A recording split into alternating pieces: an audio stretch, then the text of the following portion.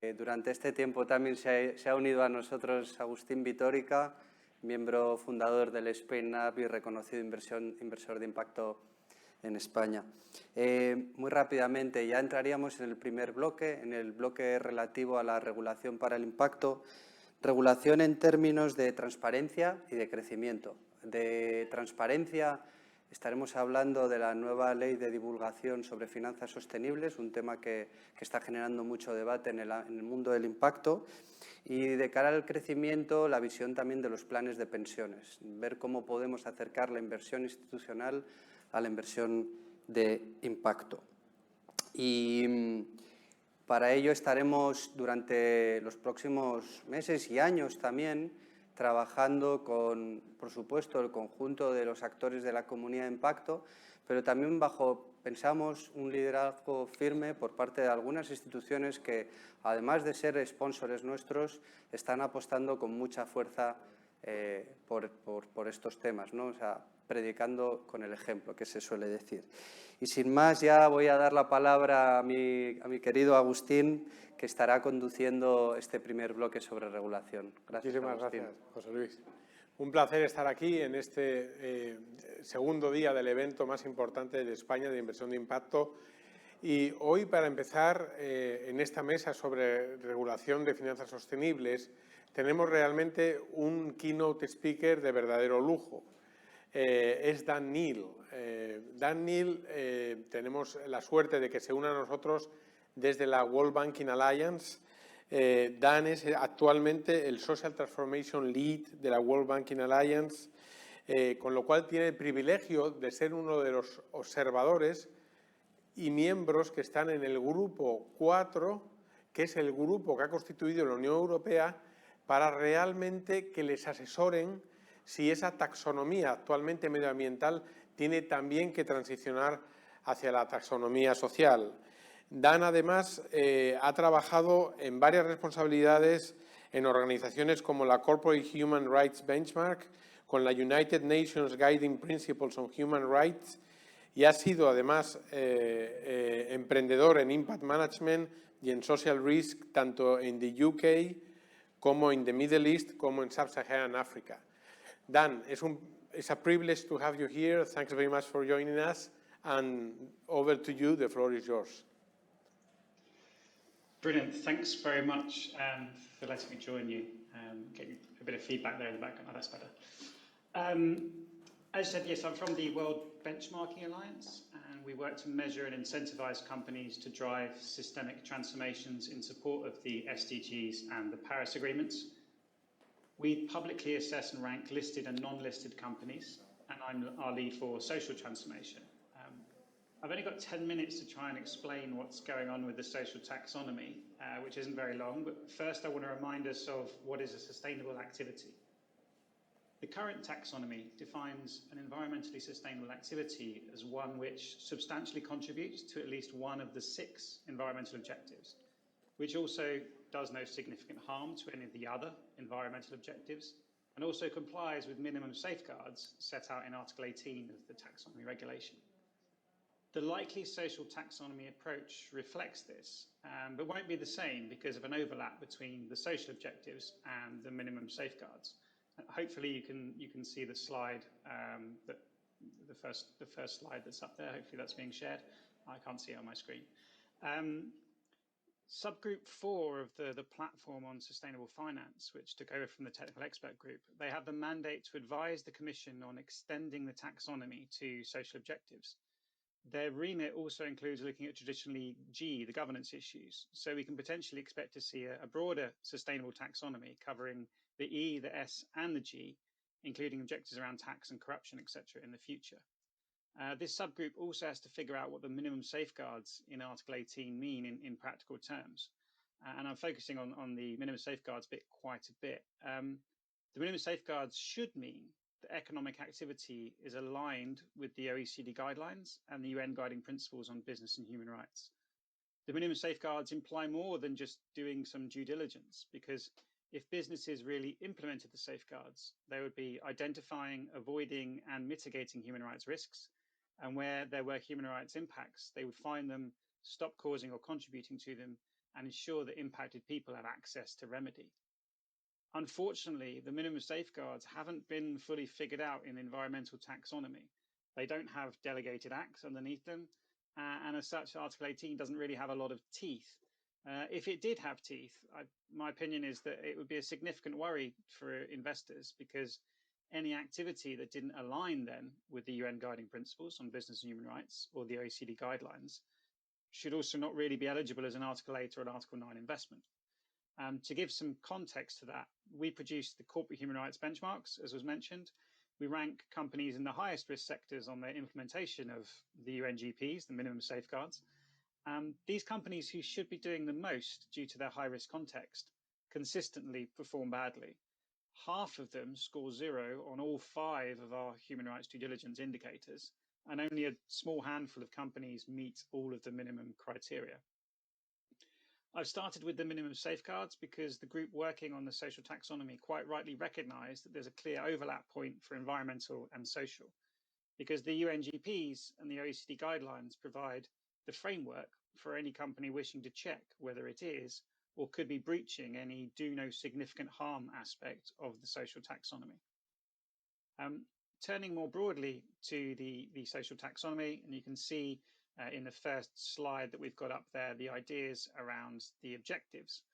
The structure is split, the social objectives. So if you think about the 6 environmental ones, we've got 5 social ones here. They've split the objectives into 2 groups. The first, the horizontal dimension, focuses really on how business is done. The second, the vertical, focuses more at what is being done. The what is what many people will be thinking of in terms of traditional social impact. Horizontal focuses on respect and support for human and labour rights, and the vertical dimensions focused on promoting adequate living conditions. And these are the draft elements that are in there at the moment. This focus on how business is done is markedly different from the environmental taxonomy.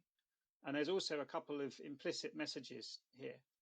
Firstly, responsible business conduct is a prerequisite for business contribution to sustainability outcomes. And secondly, that much of social impact doesn't actually come from the target activities like building a hospital, but in the way that companies actually operate. For example, ensuring that the people building the hospital are paid a living wage and have decent work. So there's some differences with how the environmental and social taxonomy are going to be framed. If I could go to the next slide, please. What we have in this picture, so on the left is these ideas from the social taxonomy group. By placing respect for human rights, as a broad social objective, then under any do no significant harm setup that mirrored the environmental taxonomy, a company couldn't call an activity sustainable if it negatively impacted on any of the other social objectives. Looking at that horizontal dimension in a bit more detail, and speaking to the groups working on it, there is pressure to get an equivalent level of specificity for the social objectives and targets as there is currently for the environmental. That image we've got on the left shows some of those areas of the ideas for that horizontal dimension, the specific social objectives. So for instance, things like social protections, social dialogue, responsible marketing, broad, those will be the ones that really come into those specific targeted objectives. But we also have this managing impacts column, which would cut across all 3 of the areas, whether it's impact on workers, impact on consumers, and impact on communities. The managing impacts piece is effectively 4 key parts of the UN Guiding Principles on Business and Human Rights.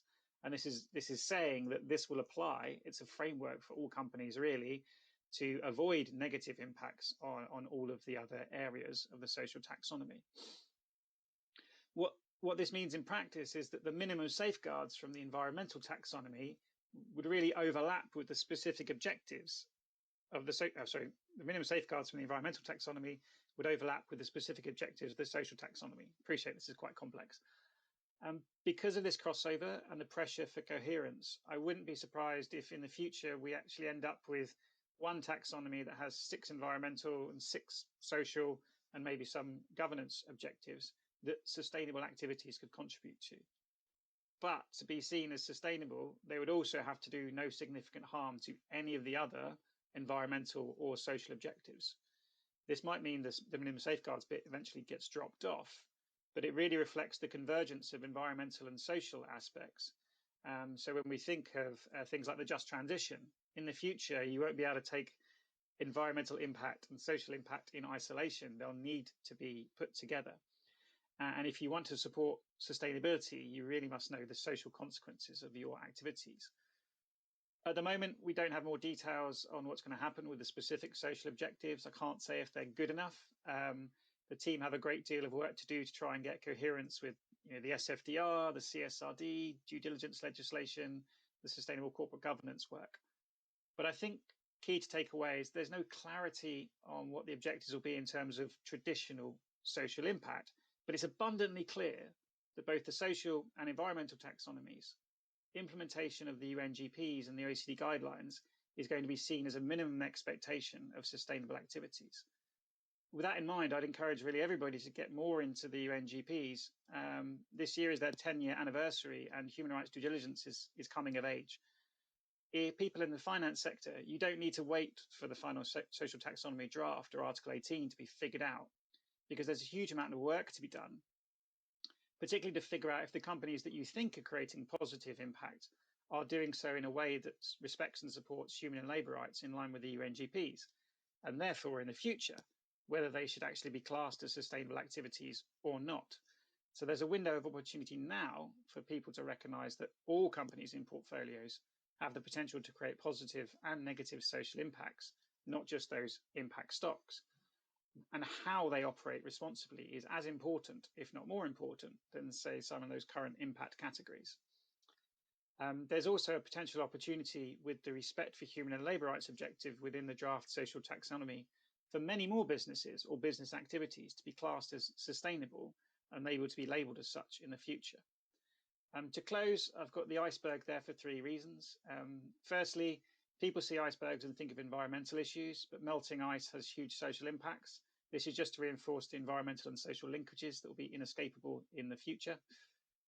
Secondly, on impact, at WBA, we're strong believers that the biggest contribution businesses can have on sustainable development is by first acting responsibly and then looking for the positive outcomes that follow. Our social transformation framework that I lead sets this out, and it's why we assess all companies on respect for human rights, provision of decent work, and ethical conduct, no matter which systems transformation they're in. Realistically, maybe 90% of social impact, good and bad, happens in day-to-day business activities and not in the specific actions or projects of a company that's trying to do something good. I think the environmental and social taxonomies will reflect this eventually, looking at all of the impact iceberg, not just the 10% at the top. And if we want to create a socially just and equitable society, we need all businesses to act responsibly, not just 10% of companies to be labelled as impact investments. And thirdly, the icebergs there as a friendly warning. The minimum safeguards in the green taxonomy are currently lurking below the waterline, not very well understood, but they have the potential to sink unwary sustainable impact ships that don't look below the surface. Finally, just say thanks for your time. If anyone's interested in the methodologies that we use to assess whether companies are or aren't implementing things like the UNGPs, decent work and ethical conduct, please feel free to reach out. I hope you enjoy the rest of the day. Thank you. For that great presentation. Just one final question on this. When do you expect to see the European Union taking the decision whether to expand the taxonomy to social issues? So I think it's definitely going to happen.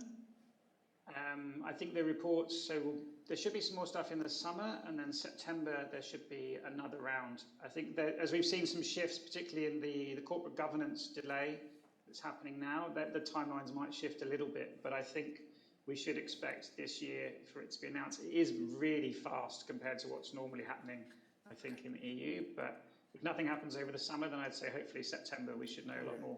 Okay, those are great news. Thanks very much, really, Dan, for having joined us. Thank you. Bien, perfecto. Excelente presentación de Dan, que nos clarifica mucho sobre el tema social en la taxonomía, que realmente a partir de ahora va a ser algo decisivo para los fondos de impacto, ¿no? Antes de dar pie a la audiencia, porque os queremos escuchar, la clave de este evento es que participéis toda la audiencia, Para los que no estén muy familiarizados, quiero dar una rápida visión de lo que es la SFDR, que responde a Sustainable Finance Disclosure Regulation, o regulación, en español sería el Reglamento sobre Divulgación de Finanzas Sostenibles. Importante, finanzas sostenibles, lo primero que quiero decir es que se refiere a finanzas no solamente con sostenibilidad medioambiental, sino también con sostenibilidad social. Están ambas cosas incluidas, aunque a pesar de eso, actualmente lo que tenemos es solamente una taxonomía medioambiental. Entonces, desde el punto de vista positivo, esto ha puesto encima de la mesa de todos los actores de la industria de gestión de activos la sostenibilidad. Entonces, ha hecho que los que todavía no se habían dado cuenta de que las inversiones tienen que tener tienen que favorecer la sostenibilidad o medioambiental o social, a partir del 10 de marzo en que esta regulación ha entrado en vigor, ahora realmente lo han tenido que aprender a toda prisa, ¿no? Esta regulación está llamada realmente a poner la inversión sostenible en el mainstream.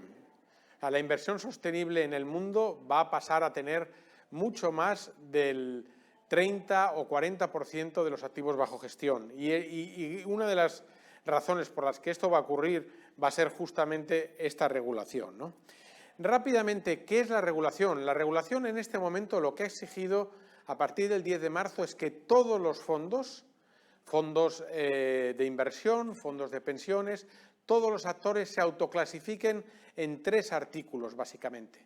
El primero es el artículo 6, que lo que dice es que el artículo 6 se aplica a productos, a fondos, a productos de inversión, que tienen en cuenta los riesgos de sostenibilidad en sus decisiones y cómo afectan a la rentabilidad del producto. Es decir, están teniendo en cuenta esos riesgos y cómo esos riesgos pueden afectar a la rentabilidad, y si no los están teniendo en cuenta, tienen que razonar por qué no los están teniendo en cuenta. El artículo 8, que es un paso más allá, son productos que promueven, dice el texto, características de sostenibilidad.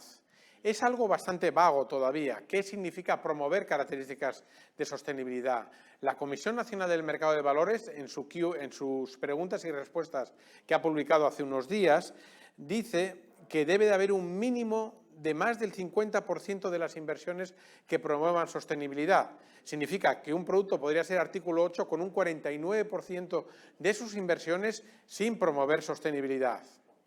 Y luego está el artículo 9, que dice específicamente el texto que son productos que tienen como objetivo inversiones sostenibles. Aquí estamos hablando, pueden ser fondos temáticos, con fondos con valores cotizados en empresas renovables, etcétera, etcétera. Independientemente de que sean 6, 8 o 9, no pueden hacer daño a ninguno de los 6 objetivos medioambientales. Y muy importante, 2 cosas me quedan por decir muy importantes en esto. Uno es que las métricas que inicialmente, los RTS, que inicialmente han publicado o han propuesto las autoridades europeas en lo social, se refiere solamente a seguir las directrices de la OCDE, los principios rectores y los derechos humanos de las Naciones Unidas, la Carta Internacional de Derechos Humanos. Es decir, estamos hablando de cosas socialmente muy de base, excepto una quizá que es publicar lo que es la brecha salarial, que es importante, la diferencia entre los que más ganan y lo que gana la media de la plantilla, ¿no? Y más importante, y cierro con esto, esta clasificación va a pasar a MiFID, va a ir al cuestionario de conveniencia de todos los inversores que quieran invertir y se les va a preguntar si quieren o no quieren potenciar las finanzas sostenibles. Entonces es de capital importancia porque los inversores se van a mover en base a este concepto. Entonces, para poder tomar la opinión de la audiencia, voy a lanzar 2 preguntas con el sistema Sparka que os van a aparecer en vuestra pantalla sobre este tema específicamente y queremos, por favor, escucharos. La primera pregunta, y por favor, efectivamente, es esta. ¿La regulación de la Unión Europea va a llevarnos a una economía del impacto? Sabéis que la economía del impacto es donde todo ya se medirá desde el punto de vista no solo de rentabilidad y riesgo, sino también desde el impacto social. Y hay tres opciones. A, es un paso en buena dirección, es un primer paso. B, es un paso adelante que va a generar cambios positivos, es decir, es más que un primer paso, esto ya está generando cambios positivos. O la C, que realmente esto va a ser una revolución, es un paso verdaderamente transformativo. Animaros a votar, ¿qué pensáis?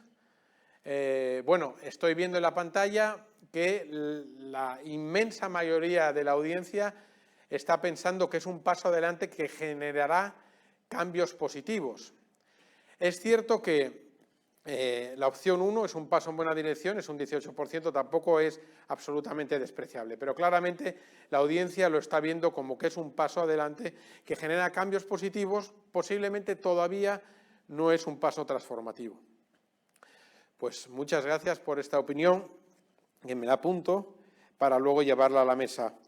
La segunda pregunta, también relacionada, ¿pensáis que la SFDR, este Reglamento de Divulgación de Finanzas Sostenibles, es una carga, es verdad que supone una carga de administración o reporting que no va a cambiar nada realmente? B, ¿pensáis que aporta la transparencia que por mucho tiempo ha necesitado el sector de inversión sostenible? C, ¿pensáis que tiene buenas intenciones pero se queda corta para movilizar capital hacia la inversión de impacto, y esto es específicamente hacia la inversión de impacto? O la última, la D, sí debería incorporar la regulación existente que ya hay en Europa también, por el Parlamento Europeo igual, para los fondos de impacto, por ejemplo, para los fondos de emprendimiento social europeos. Estas son las 4 preguntas. Animaros, por favor, a responder. Veo que nadie piensa, absolutamente nadie piensa hoy en día que es una carga que no va a cambiar nada realmente. Puede ser una carga, pero quizá todo el mundo está de acuerdo en que va a haber cambios, como hemos visto en la anterior pregunta. La mayor parte de la audiencia se está inclinando entre la C y la D. Es decir, tiene buenas intenciones, pero se queda corta para movilizar capital hacia la inversión de impacto. Bueno, vamos a discutir esto ahora con muchos practitioners. O también debería incorporar la regulación existente de fondos de impacto, por ejemplo, los fondos de emprendimiento social europeo, los FESE, que son también una regulación europea de exactamente el mismo nivel, ¿no? Entonces nos quedamos realmente con esas 2 respuestas, la C y la D. Es decir, parece como que la audiencia nos está diciendo, oye, esto se queda un poco corto para movilizar inversión de impacto y quizá debería de haber arrastrado o incorporado esa regulación FESE que está aprobada desde el año 2013 en Europa, ¿no? Y para discutir de esto, pues vamos a tener una mesa de absolutamente lujo para poder hablar de estos temas, ¿no? Pero para subir ya la tensión de la discusión, quiero realmente hacer referencia a 3 noticias que he tenido la oportunidad de leer en los muy pocos días anteriores. Rápidamente, una dice, se comercializan en España 162 fondos del artículo 9, y dice el artículo literalmente, en este caso estamos hablando de los fondos de impacto. Saca la lista de los 162 fondos y todos los fondos son productos que invierten en títulos cotizados. El segundo artículo dice, se lanza un nuevo fondo de impacto global en renta variable y dice literalmente el artículo, según el Reglamento de Divulgación Financiera Sostenible, SFDR, el fondo se clasifica como impacto del artículo 9. Y la tercera es, dice, SFDR, un reglamento que promueve las estrategias de inversión de impacto, y dice el artículo, la inversión de impacto encaja con la definición creada para los fondos clasificables conforme al artículo 9. Bien, esto es lo que nos ha traído hoy. Necesitamos debatir como fondos de impacto que tienen productos ilíquidos si realmente el artículo 9 corresponde o no, capta o no la esencia de lo que son los productos de impacto social. Y para esto tenemos a la mesa, tenemos a Lara Viada, directora de inversiones de CREAS. Lara, muchas gracias por estar aquí, gracias por venir. Tenemos a Pablo Valencia, socio y director de inversiones de Q-Impact. Pablo, ¿cómo estás? Bienvenido. Encantado, gracias a usted. Muchas gracias. Tenemos a Pedro Guizueta, director de Relaciones con Inversores y de Operaciones de Global Social Impact. Pedro, ¿cómo estás? ¿Qué tal, Agustín? ¿Qué tal todos? Todo muy bien. Y luego tenemos pues, a José Moncada, que es Managing Director, fundador del Fondo Bolsa Social Impacto. José, bienvenido. Muchas gracias por venir. Buenos días. Muchas gracias a vosotros por invitarnos. Muy bien. Pues bueno, vamos directamente al grano, una vez presentados, con la primera pregunta y se la voy a hacer a Lara. Lara, he comentado estos artículos precisamente para calentar la mesa respecto a lo que te voy a preguntar ahora. ¿Qué piensas tú que es la principal diferencia entre la inversión de impacto, tal y como lo define el Impact Management Project, y la clasificación de artículos 6, 8, 9 que ha marcado la SFDR? Pues muchas gracias, Agustín, y un placer estar aquí con vosotros. Bueno, primero decir que yo coincido con la audiencia, ¿no? Y con lo que tú ya estabas apuntando, que aunque incompleta, y luego vamos a hablar más de ello, ¿no?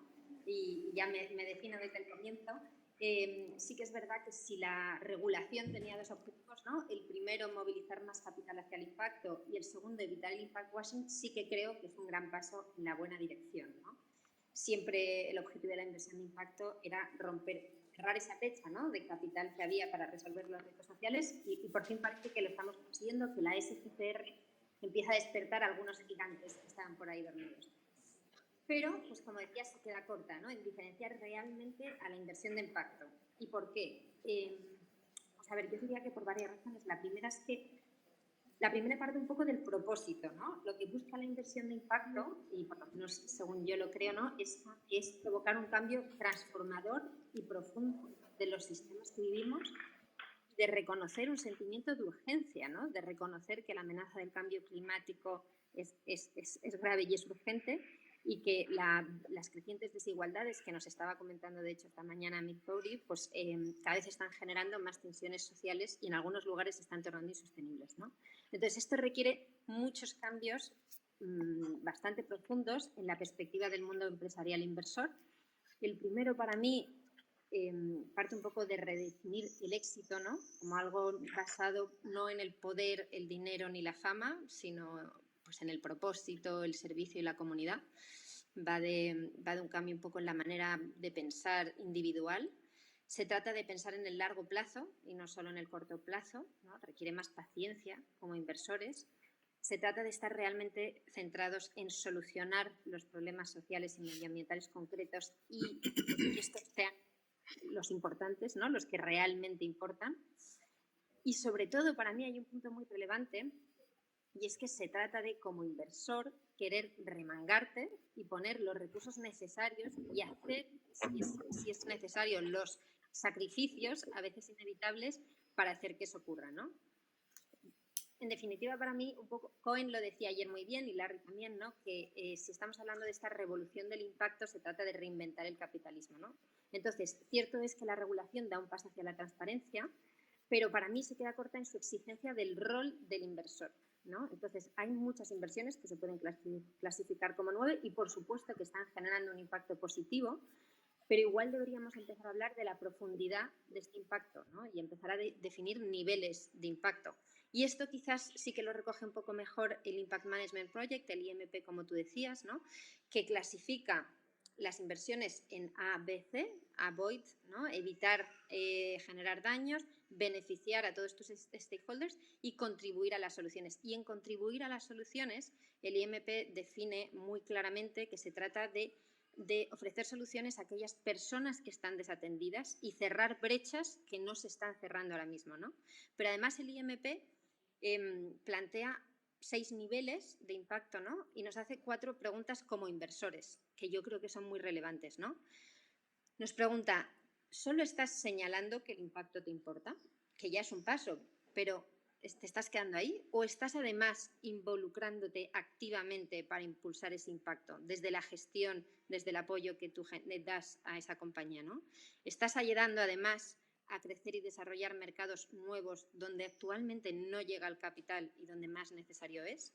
Y por último nos pregunta, ¿estás ofreciendo flexibilidad en el retorno ajustado al riesgo? Y esta última pregunta yo creo que es muy relevante, ¿no? Porque si realmente estamos hablando, como decía ayer Cohen y Larry, ¿no?, que las inversiones se medirán en el futuro en términos de rentabilidad, riesgo e impacto, esto último requiere una serie de cambios profundos en la manera de hacer, ¿no? Entender que la generación de valor desde el impacto que generas y no solo la rentabilidad que recibes, ¿no? Esto es un cambio muy importante.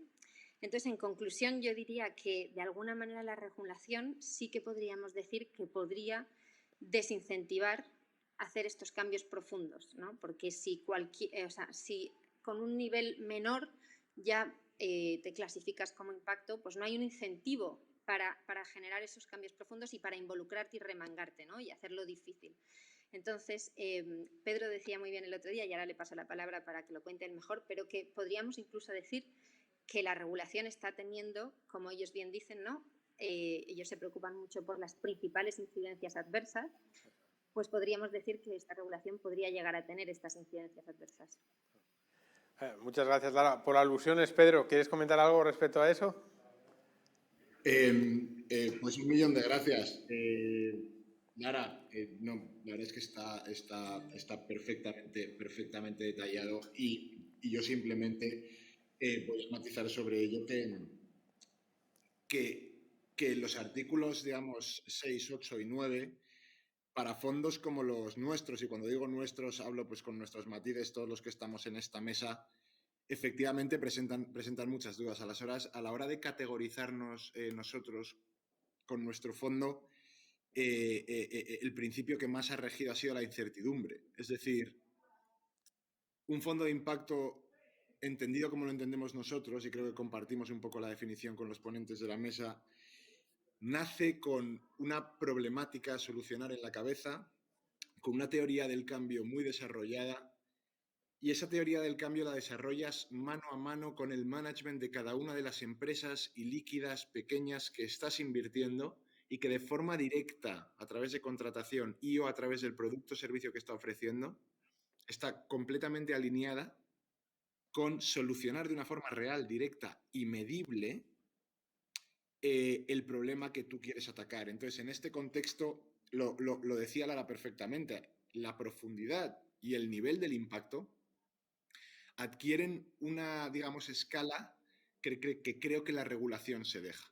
No sé, Agustín, si este es el momento para entrar en la parte de la regulación o si va después, pero creemos efectivamente que la regulación está dando pasos en la dirección adecuada, pero a los fondos, digamos, más, perdonadme la expresión, puristas en términos de cómo definen el impacto y de productos que pueden invertir, puede que nos esté dejando un poco fuera, porque al final hay una brocha gorda, y lo has definido muy bien, Agustín, cuando has empezado con tu resumen de los artículos, que los hemos leído todos. En el momento en el que digamos que el mayor nivel de impacto, digamos la mayor profundidad de impacto es el artículo 9, yo creo que a nivel legislativo tenemos un problema que ha definido Lara perfectamente, que es que hay un desincentivo para fondos como los nuestros. Pues sí, o sea, se han tocado muchas cosas muy importantes. Una la has dicho tú, otra va a ser el tema que hemos dicho de MiFID. Lara ha hablado de adicionalidad, luego querría también indagar un poco en esa parte, que es tan difícil de definir, pero tan clara para todos los fondos de impacto. Pedro, quizá continuaría contigo preguntándote específicamente, y la audiencia hemos visto que realmente la mayor parte no pensaban que esto era una carga administrativa. ¿Qué ha supuesto para vosotros el proceso de clasificación bajo la SFDR? ¿Qué cambios, si alguno, habéis tenido que hacer en el folleto? ¿Y qué dificultades estáis viendo con vuestras participadas de vuestro fondo para empezar a reportaros, o cuando tengan que empezar a reportar métricas del estilo de los que han aparecido en las propuestas por las autoridades europeas? Pues sí, perfectamente. Tocábamos sobre ello brevemente antes, pero efectivamente el principio que más ha regido, como decíamos antes, era la incertidumbre. Leyendo el reglamento de divulgación, SFDR, la impresión que me da a mí, creo que comparto con bastantes personas, digamos, del ecosistema de impacto, es que es una regulación que está bastante pensada para, digamos, fondos más líquidos, y con un cariz medioambiental relativamente marcado. Es decir, parece una regulación pensada cuando la lees entera para medir sostenibilidad entendida como una forma ambiental, pero cuando lees la definición literal del reglamento, dice, oye, por cierto, y además, sustainability también significa eliminar desigualdades, trabajar en comunidades desfavorecidas, sacar a gente de la pobreza, o sea, es decir, lo que hacemos nosotros. Pero luego, cuando miras un poco la due diligence a la que nos tuvimos que someter nosotros y las preguntas, en el momento que empiezan a hacerte preguntas tipo, cuéntame qué benchmark alineado con París vas a utilizar para tu medición, y si no usas un benchmark, explícamelo muy bien. Pues mire usted, yo estoy invirtiendo en empresas que facturan 8, 10 millones, 15 millones de dólares con evitas de 2, 4 millones en África subsahariana que están de forma directa trayendo a gente de debajo del umbral de la pobreza a encima del umbral de la pobreza de una forma medible. Es que usar un benchmark para eso... Entonces dice, si no quiere usted usar un benchmark, no lo use, pero explíquemelo muy bien. Entonces, ese es el principio de incertidumbre de decir, oiga usted, yo creo que dentro de la escala de impacto que Lara definía muy bien del ABC, nosotros pues, claramente estamos en el sí, estamos a contribuir con soluciones. Pero la realidad es que estas preguntas que me están haciendo me llevan a pensar que la taxonomía que salga después no esté alineada con todo lo que estamos haciendo. Y me ha gustado mucho la exposición de Dan, previa a la nuestra. Creo que ha aportado cierta claridad con respecto a por dónde van las taxonomías. Creo que es un paso en la buena dirección.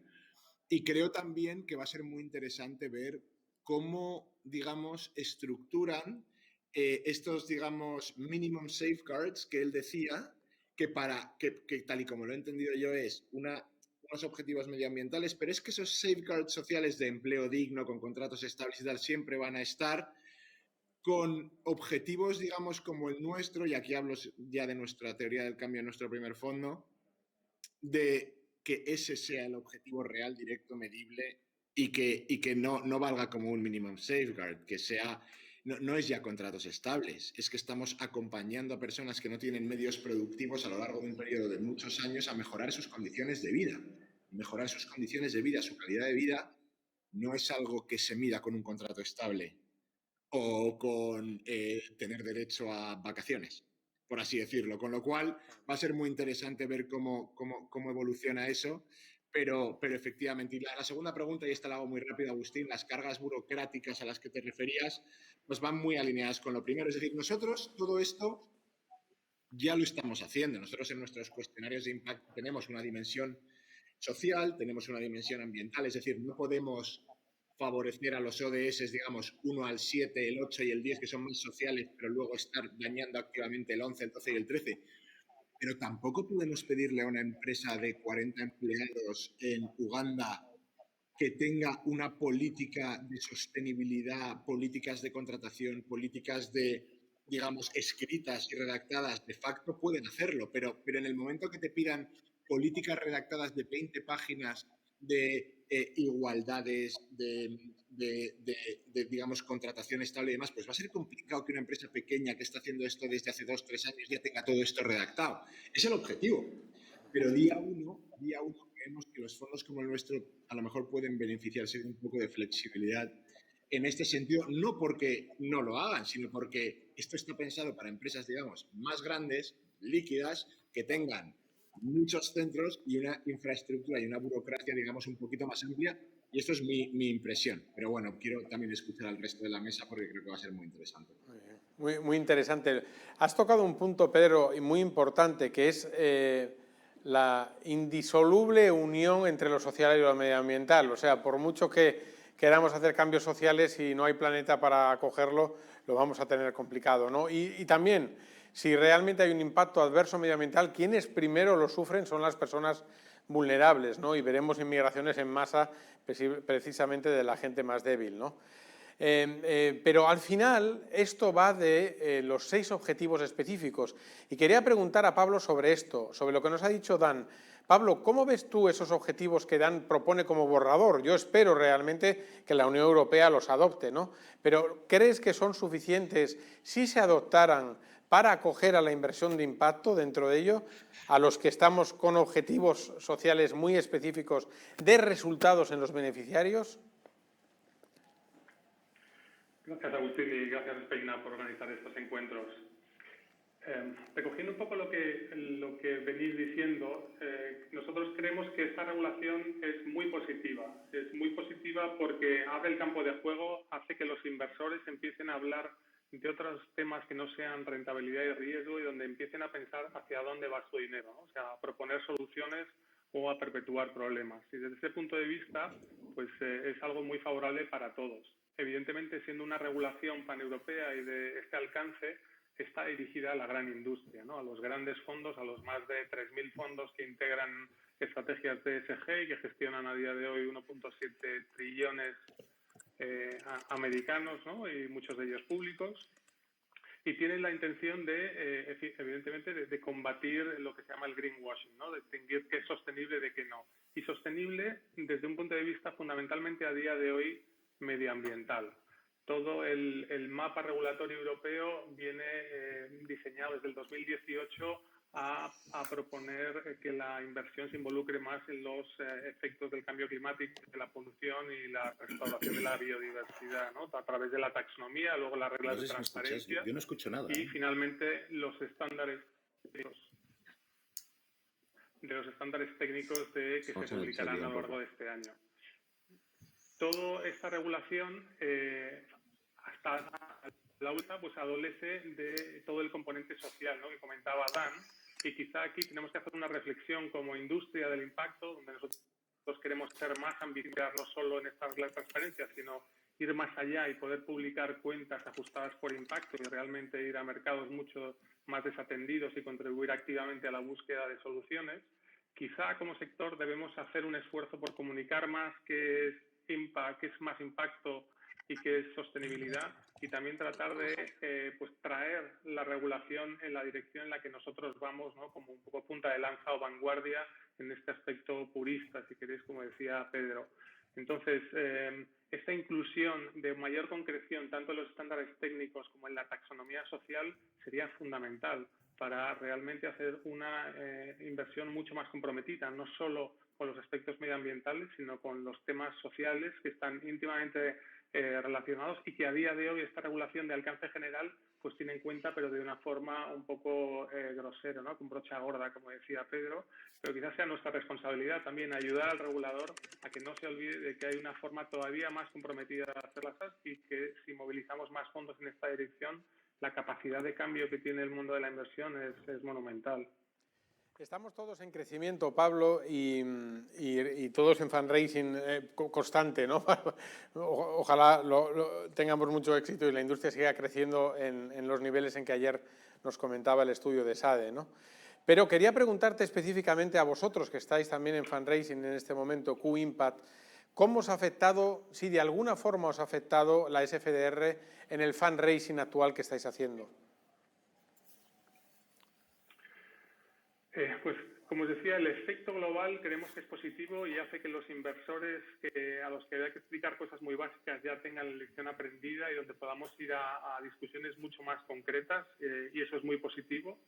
Tiene temas negativos, como comentaba Lara, y es que a veces esto parece una sopa de letras y se convierte en un laberinto regulatorio en el que es muy difícil navegar. La propia CNMV a día de hoy todavía no sabe cómo calificar los distintos fondos del artículo 8 o el 9. Y también está teniendo un efecto donde se están favoreciendo las inversiones medioambientales frente a las sociales, ¿no? Tenemos muchos inversores que nos dicen, nos encanta lo que hacéis, pero me gustaría centrarme más en aspectos de sostenibilidad, entendidos como fundamentalmente de impacto medioambiental. Entonces tiene efectos globales positivos, pero sí es verdad que esta regulación favorece más a aquellos fondos que van a mitigar los 6 objetivos de la taxonomía que a día de hoy está en vigor. Por eso es tan importante completarla con la taxonomía social, como comentaba Dan. Puedo preguntaros a los 4, entiendo que todos sois artículo 9 en este momento, ¿no? O estáis en proceso de serlo. ¿Es así? Sí, ¿no? Sí. Perfecto. Bueno, pues voy a dar una pregunta a José, de las que no es sencillo responder. José, ¿cómo se crea adicionalidad comprando un título cotizado. ¿Cómo te las maravillarías tú para hacer eso? Esa es una pregunta trampa. Esa es una pregunta trampa, francamente. Y además sabes que es un tema que a mí me gusta mucho. Bueno, vamos a ver, yo perdonadme, pero he tenido problemas de seguir lo que estaba diciendo Pablo, así que espero no o seguir un poco lo que estábamos comentando. Si te he entendido bien, Agustín, porque tampoco te he escuchado muy bien, me has preguntado de cómo se busca la adicionalidad en un título cotizado, ¿no? Correcto. Exacto. Bueno, pues vamos a ver, yo creo que esto entronca muy bien con toda la problemática que estamos comentando ahora mismo, ¿no? A mí me parece que, y lo habéis dicho muy bien, y yo me voy a coger la grabación de este panel de cuando habla Lara, porque lo he explicado de maravilla, ¿no? Y me la voy a poner de cuando en cuando empiece a olvidarme de qué es el impacto, ¿no? Que yo creo que puede ser un problema que pueda tener el sector, el mercado. Esta regulación europea es buenísima, está transformando el mercado financiero, está obligando a que la gente se retrate, ¿no? Los grandes fondos, los grandes gestores, los intermediarios se tienen que retratar y tienen que preguntar, cuando venga la MiFID, tienen que preguntar a la gente si quieren sostenibilidad. Y eso es maravilloso, esto es revolucionario y muy positivo. Pero como se ha dicho aquí, esta legislación se ha hecho un poco con trazos gruesos, muy pensada para la parte medioambiental y es muy buena para la ESG, para la ESG de fondos cotizados, ¿no? De fondos que invierten en activos cotizados. Pero no encaja, chirría un poquito con el impacto, por lo menos tal y como nosotros lo entendemos en el Fondo Bolsa Social, y creo que compartimos los que estamos aquí. Lara lo ha dicho muy bien, nosotros invertimos para transformar. Entonces, buscamos efectivamente aportar algo adicional. Allí donde el mercado tratamos de arreglar nosotros, de apoyar a quienes están arreglando problemas sociales y medioambientales. Entonces, claro, aquí estamos hablando de niveles de impacto. El problema es que el mercado entienda que los fondos que se han registrado por artículo 9, que son cotizados, estos 162 que has mencionado antes, que estén produciendo el mismo impacto que producen los fondos de impacto que estamos invirtiendo en empresas sociales, directamente tratando de arreglar problemas concretos y retos sociales y medioambientales, ¿no? Como ha mencionado muy bien Pedro, ¿no? Entonces, pues francamente ambas cosas tienen impacto, ¿eh? Integrar criterios ESG en las inversiones y preguntar a las empresas por sostenibilidad me parece que es muy transformador.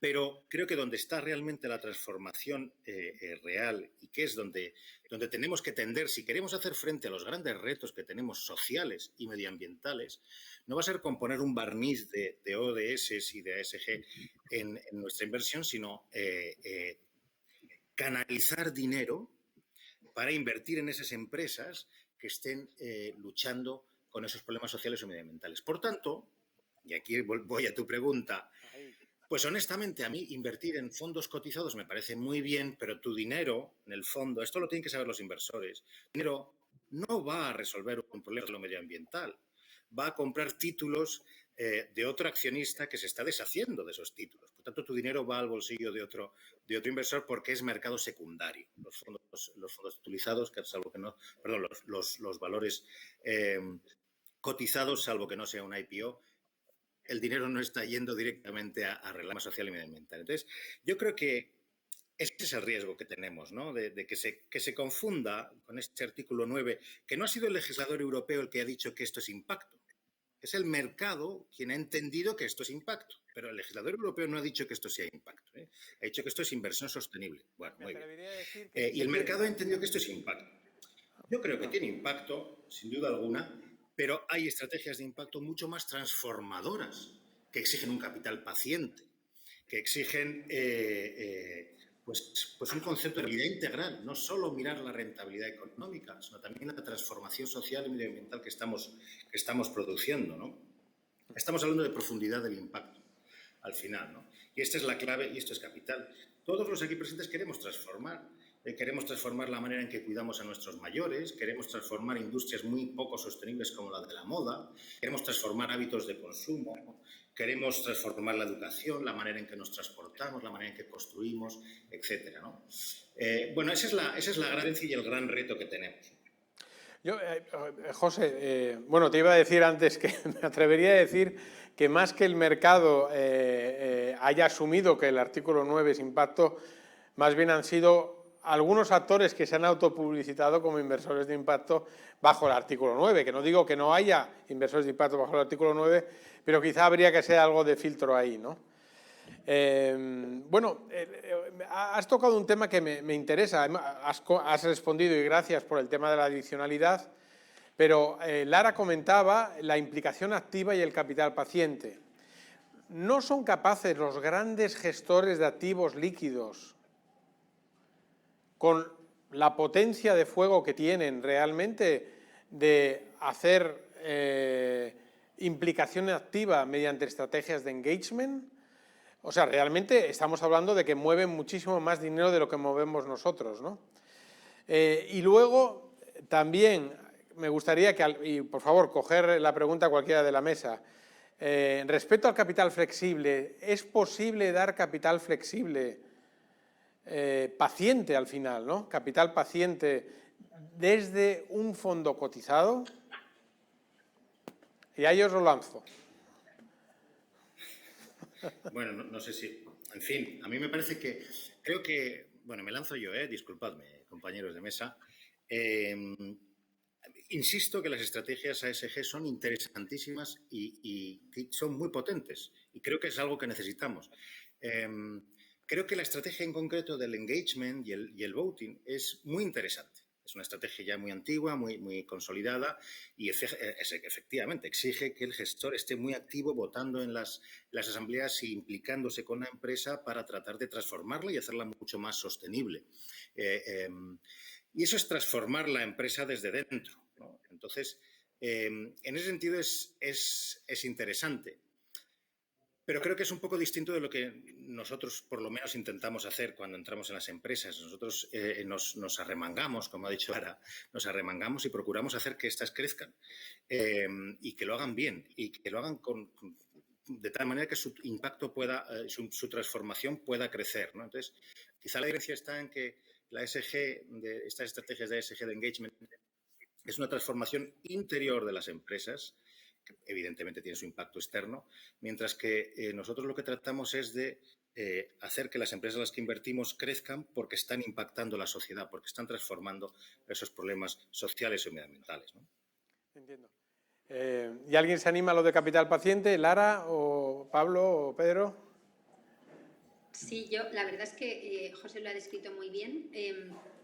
Yo recuerdo hace años que fui a una presentación de un fondo activista, ¿no? Cuando estos empezaban, yo creo que era Nordea, y ellos describían cómo mandaban a equipos de ellos a Bangladesh, a Pakistán, a grabar en algunas de las fábricas que vendían a las empresas de moda más grandes, ¿no? O algunas de las fábricas que vendían a las farmacéuticas, grababan vídeos, denunciaban la calidad laboral, ¿no? Veían a mujeres que se estaban desmayando, veían químicos que se estaban vertiendo en los ríos y eso lo llevaban al consejo y ahí conseguían cambios, ¿no? Entonces, ¿pueden los fondos cotizados generar cambios en las compañías y generar cambios profundos? Yo creo que sí y que es muy importante, ¿no?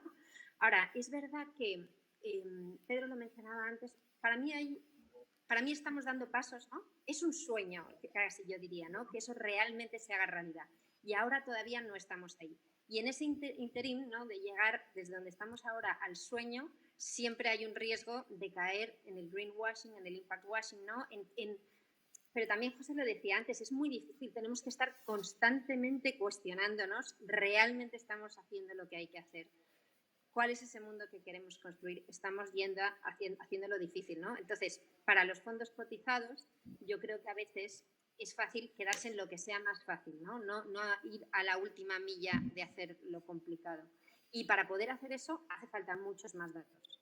Entonces, el hecho de que nos estén obligando a medir cosas complejas, ¿no? Como las emisiones de gases invernadero hasta el Scope 3, ¿no? Por ejemplo, no solo lo que yo fabrico o lo que generan mis proveedores, pero incluso lo que llevan los consumidores, ¿no? Toda mi cadena de valor, que ahí está el kit de la cuestión, pues eso es un paso, ¿no? Y a medida que vayamos teniendo más datos, yo creo que se nos va a poder exigir mucho más a todos, a las empresas y a los inversores, porque hay una cosa que sí que para mí se queda corta, como decía Pedro, ¿no? En el nivel 9 de esta regulación dicen que los fondos de sostenibilidad se medirán en base a un índice de referencia. Y estos índices de referencia ahora mismo pues, no tienen datos suficientes como para realmente decir, oye, este está realmente transformando algo o no. Se quedan mucho en la ESG, ¿no? Porque es los datos que tienen a mano, no tienen nada más. Y además no hay índices de referencia para todos los inversores que no estamos invirtiendo en productos cotizados. Entonces, ahí tenemos que reinventarnos la rueda, ¿no? Nosotros utilizamos un concepto que es el múltiplo de impacto social, que es el que tenemos, ¿no? Que tiene que ver con ponernos unos objetivos de impacto que nuestros inversores nos los aprueben y medir si estamos consiguiendo el impacto que nos hemos... que hemos querido generar, pero bueno, no es difícil comparar todavía. Entonces, a medida que todas las empresas y inversores vayan a más datos, yo creo que sí que podremos recorrer ese camino.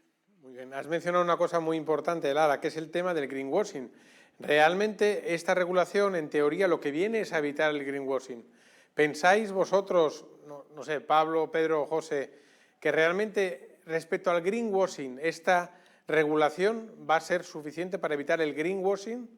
Greenwashing, ¿eh? Todavía no estamos hablando de impact washing, solo greenwashing por ahora. Esta me lanzo yo. Es una buena pregunta, Agustín. Yo creo que la regulación tiene un doble objetivo.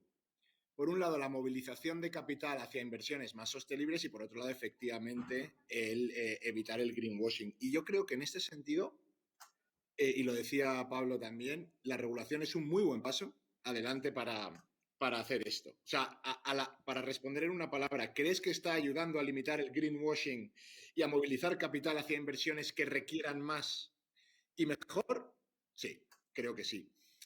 Y presumo también un poco, como empezaba Lara, y un poco, o sea, a mí de esta mesa me ha gustado mucho ver que con nuestras, digamos, distintas formas de entender algunos matices, el núcleo está muy alineado.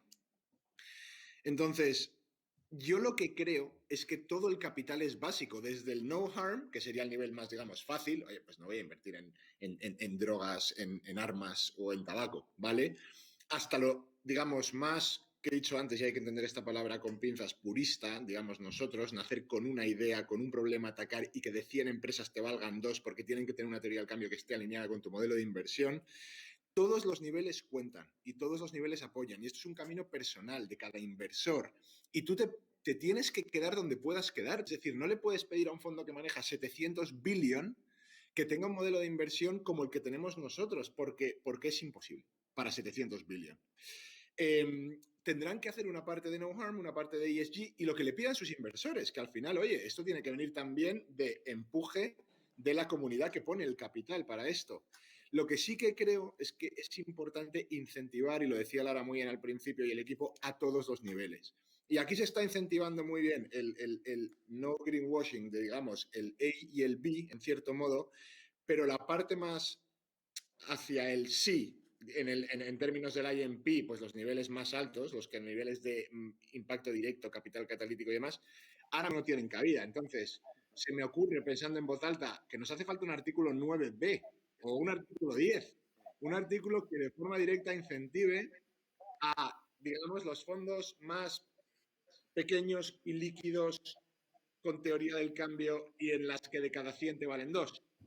Pero esto es una brocha muy gorda en la que seguro que hay muchísimo debate, o sea que ahí lo dejo. Gracias, nos estamos quedando sin tiempo, pero le voy a pasar la pelota, la patata caliente a José.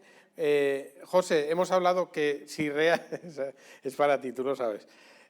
Si realmente evita el greenwashing, ¿abre la ventana para un impact washing? Y si es así, ¿qué se podría hacer? ¿Cómo se podría solucionar? ¿Qué pasos? O sea, esto está todavía la Social Taxonomy, no está aprobada, todavía está en fase de consulta. ¿Qué se podría hacer realmente para evitar eso? Y nos quedan menos de 2 minutos. Estupendo. Bueno, pues sí, se ve que yo me llevo las preguntas difíciles.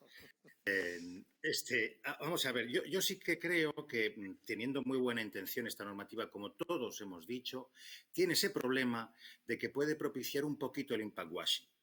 Puede propiciar que fondos que son estupendas, excelentes estrategias ASG se tilden como de impacto, cuando no hay un impacto transformador o el impacto es limitado, ¿no? Es más limitado, menos profundo. El impact washing al final, ¿qué es? Es un poco de hipocresía.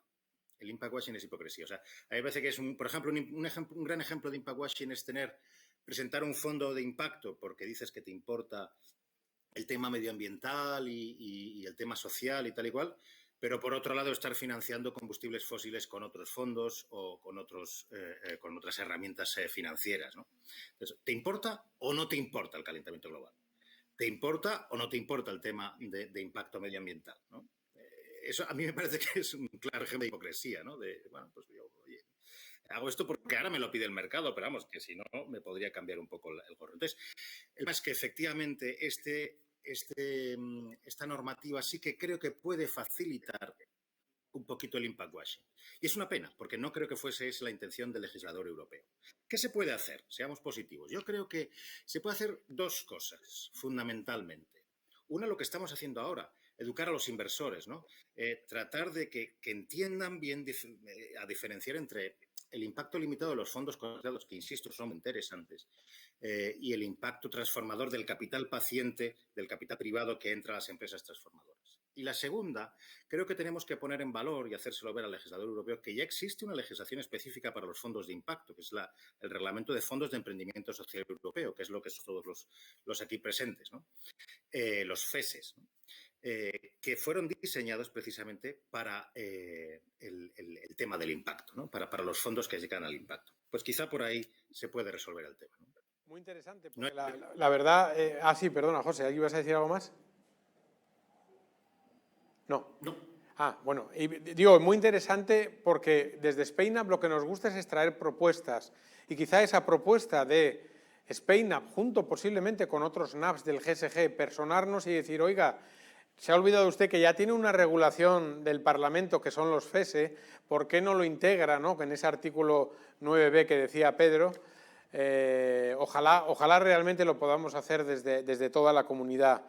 Se han mencionado cosas y os animo realmente a toda la comunidad a entrar en el IMP, ver lo que es la inversión de impacto con adicionalidad, con implicación transformadora, con capital paciente, para realmente empezar a diferenciar estos productos del artículo 9, que nadie duda que sean buenos, respecto a los productos de inversión de impacto. Muchísimas gracias a todos. Ha sido una mesa súper interesante y nada, un placer haberos moderado. Un gusto. Gracias.